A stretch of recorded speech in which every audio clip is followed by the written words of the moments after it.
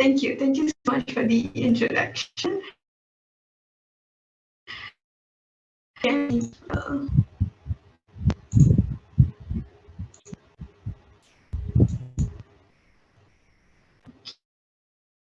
you can open PowerPoint presentation.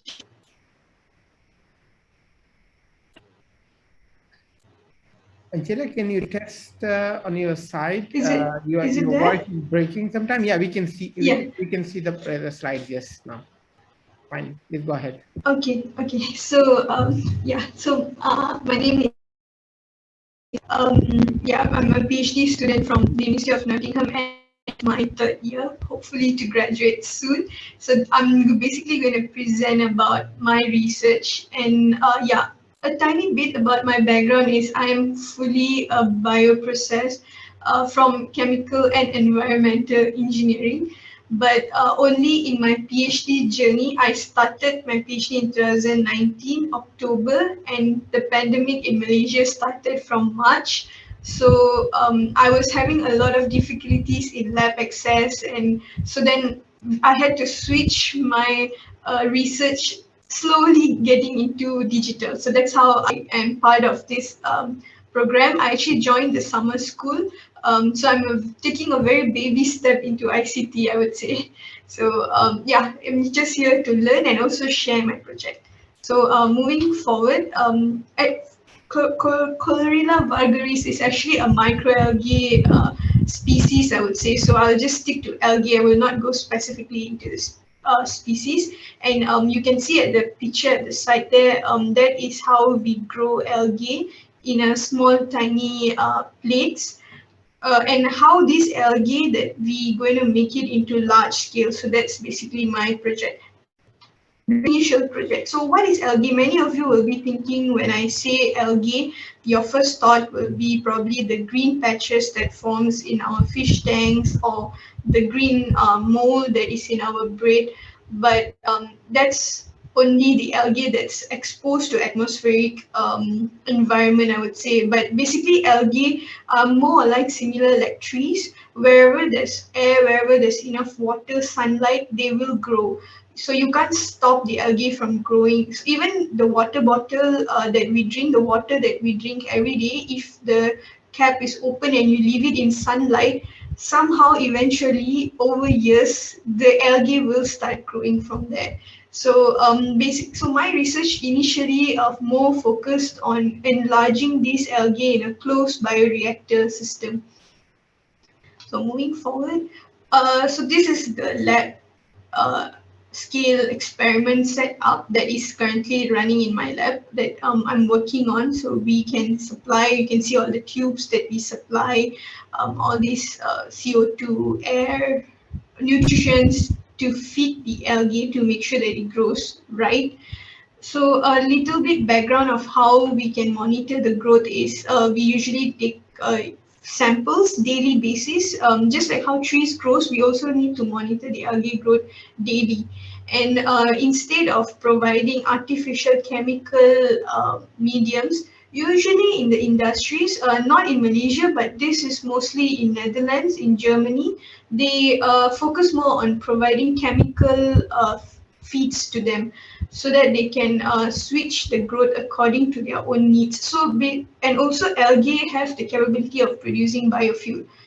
So in my research, initially in my early stage of my PhD, I was focusing on using dairy waste products because there's in Malaysia, I would say dairy waste has been one of the biggest waste generation that being neglected. Most of them are focused on palm oil effluents or vegetables or agriculture waste or domestic waste, but the dairy waste products are also one of the focus that we have to give. And these dairy waste factories, they tend to throw their waste products powder into their wastewater, which will actually thicken the wastewater disposal. And there are a lot of regulation that they need to follow before they dispose it.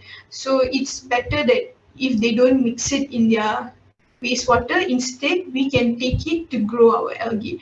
So basically, this was my research, and there was a few factories around the Semeni area where my university are located, who are willing to provide me their waste. So basically, I'll just go and collect and do my research. So this was the first stage of my research, but when the pandemic hit, I had a lot of restriction on collecting my sample waste and all. So I had to shift my research slightly into a digital side. So moving forward, this is just a short background about dairy waste, on how much liquid waste, and yeah, as you can see, there's about 4 to 11 million tons waste being generated so far in Malaysia annually. And these waste, and they contain actually high organic matters, but unfortunately these wastes are just being mixed with water, wastewater, and they are just being wasted and even more harmful for the environment. So yeah, so just I'll just keep this background, and this is the lab experiment that's currently going on. Like you can see, it's a closed reactor. There's no contamination, and you can see the monitoring. So basically this blue, the stirrer will actually give a motion, how do I say, like a motion fixture to the algae, where it gets enough space to grow, it breathes, like something like our children. I would consider them as my children, like how we let them to play around and yeah, go around. So this stirrer will actually allow the algae to mix around and continue growing. So when the pandemic hit, so I had, since I said, right, when the pandemic, I couldn't get enough nutrition, so I could need to focus in whatever I have, and I turned my research towards the algae growth phases. So like you can see here, when the algae growth, we can actually monitor it in our naked eye, by we know the color will change from slightly light green to darker green and even darker green. When it reaches to the 10th day or the harvesting stage, the algae color will be super very dark green. But we can't just prove this by saying it. We need technical data. So when in normal period, we usually go to lab. Like I said, we take the sample out every day and we need to measure. But when the pandemic hit, this is where I thought of creating a digital platform, probably like a mobile app, where we can just scan the color and we would know what is the value or the concentration of the algae growth.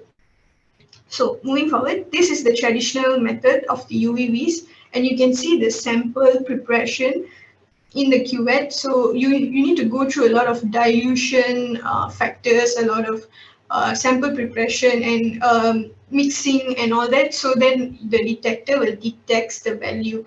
But in my study, in my PhD study, I kind of move it towards a camera, more of a camera vision. So instead of all this long procedure analysis conducting, I chose to capture the image. Since I have already gotten the image and I've gotten the data, so I try to switch all this research into a computerized version. So this is the black box setup, and this is all that my research was about. And you can see like day 1, day 5, day 10. So when there's obvious color changes.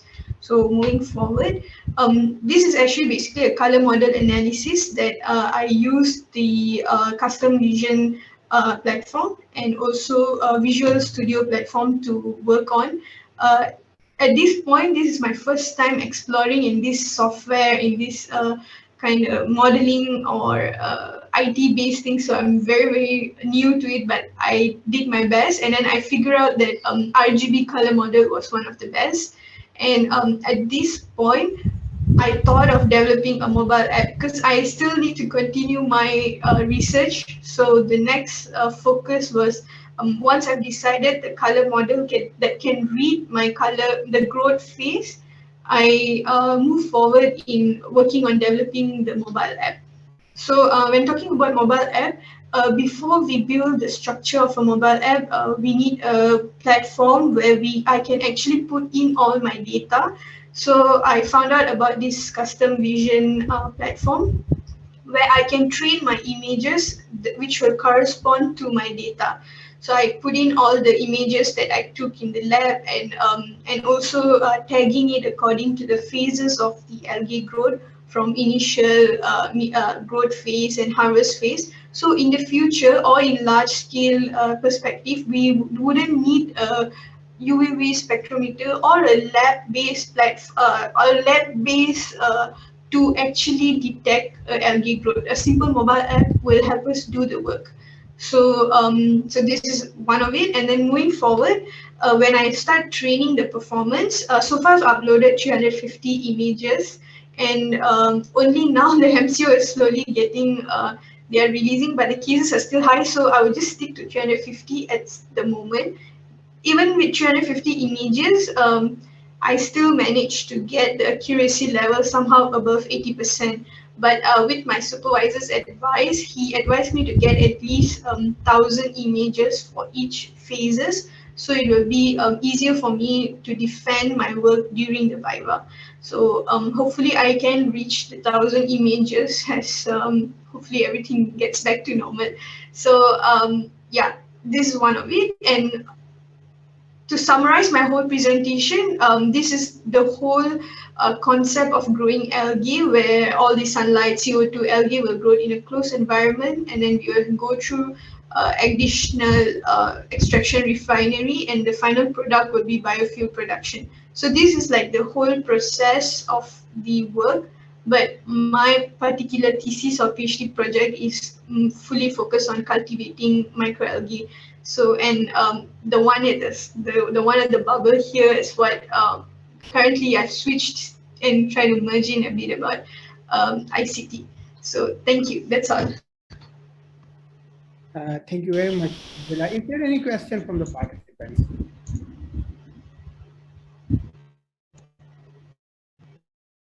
If there is none, I will just ask very quickly. So just following Melissa's footsteps, so I ask a question. Angela, Yeah. interesting. I think this is a very huge or major shift in your research, moving away Yeah. from chemical engineering towards image processing. How Yeah. you're managing it? It's really like because your main research question will be within your own area, but you are moving now towards the other Yes. area. So, in terms of contribution, where specifically in Malaysian culture or structure, education structure, they are really looking, or it is in overall Asia, that at the PhD level, the multidisciplinary research is not really promoted. You need to be specialized in one specific area. And what I can see is that you need to be special, right? So do you think that it will be a challenging for you, or how you're going to handle that part? Yeah, actually, this one, I've actually discussed this with my supervisor on shifting this to majorly on digital thing. But what we have come to an agreement that this is still contributing to the microalgae or the algae industry, because now algae will be considered to be, we are working on getting algae to be considered as a biofuel, trying to replace petroleum. That's the bigger scale research. So in my research is like we trying to contribute to the industrial scale. So at the moment, even though the pandemic don't hit or there was everything normal, maybe my research will be more focused on the dairy waste, characterizing the dairy waste, and getting to know what is the right portion and all that. But in the end, when I need to larger my production, or when I need to propose this for stakeholders or someone that were willing to invest on my work, they would go to more a digitalized version, because now most industries, most factories, they are really focusing on smart factory or making it digitalized. They wouldn't want to so many man force or man work to do all this little lab testing. So the algae growth is something that quite simpler that we can do it, but not the other analysis, like when it comes to protein, or when it comes to the oil productions, or all these needs to still be done by man force. So when these are the little things that we can digitalize. So this is what like my supervisor and me agreed when we decided to switch the project to ICT. So even though that I've switched slightly, but overall it is still contributing to the environment and also the industry for that's sponsoring my PhD as well. And about how am I managing it? I would consider myself as lucky because I still do. I'm living on campus, so I still do have seniors from computer science and who electrical engineers also who roughly somehow have an experience in developing app in doing coding. So they are the one who introduced me custom vision and Java software. So yeah, it is very difficult for me, especially like I think throughout the whole foundation degree, masters, it was fully a chemical background student, and suddenly in PhD I have to, and towards the end of the PhD I have to bring in this knowledge. But yeah, somehow I'm still surviving, and thanks to them because they're willing to share as well. So yeah, That's the support there. Thank you very much, Angela. Thank you very much. thank you. Okay, so